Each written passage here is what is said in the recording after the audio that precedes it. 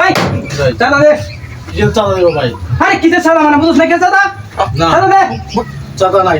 High নালে দোকান Roxie না না আপনি এখানে চাঁদা দেবো কম ছিল। কি কই বাইরে ভাই, আমার জীবন থেকে আমি কোনো লাভ কোন বাবা সামনে আনবা যা বাইরে বাইরে বাইরে বাইরে মাথা ফাটি গেল বুঝলেন? ওই দোকান বন্ধ কর। আরে ভাই আমার দোকান করেন না। আরে ছাড় আরে ভাই এই